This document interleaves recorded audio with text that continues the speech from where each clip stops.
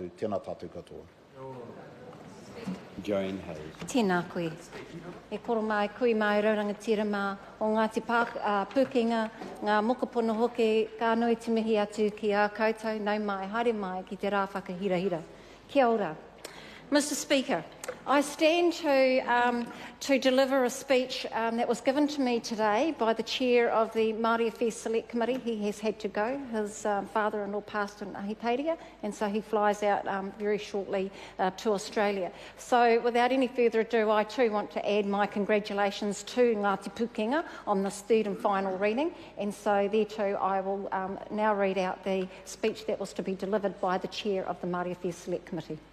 Mr Speaker, it is a significant day in the eyes of Ngāti Pūkenga iwi today to finally witness their treaty settlement bill being read a final time. This comes 15 months after the bill was first introduced to the House and more than 4 years since the deed was signed.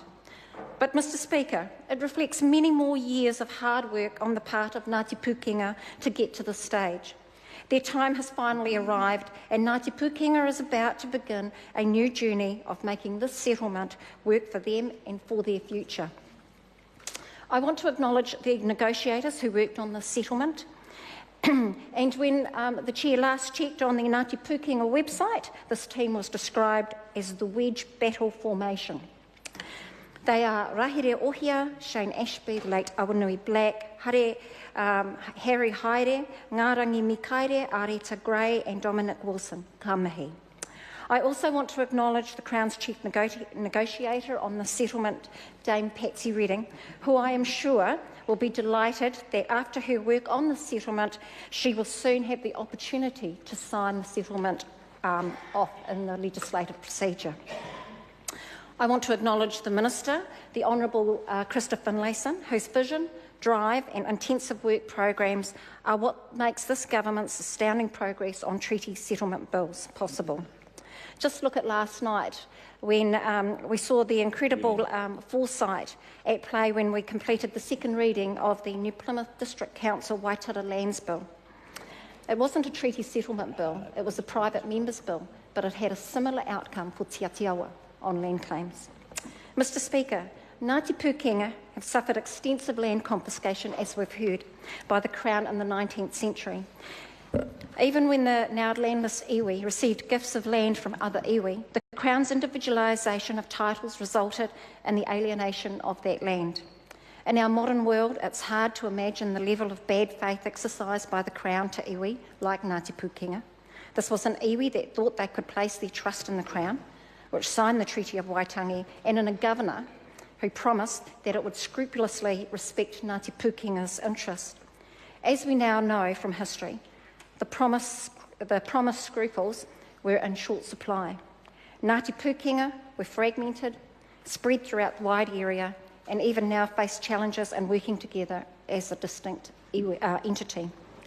I want to acknowledge the strong leadership that this has brought together iwi members from areas as distant as Whangarei, the Coromandel, Makatu and Tauranga to work together for their common purpose.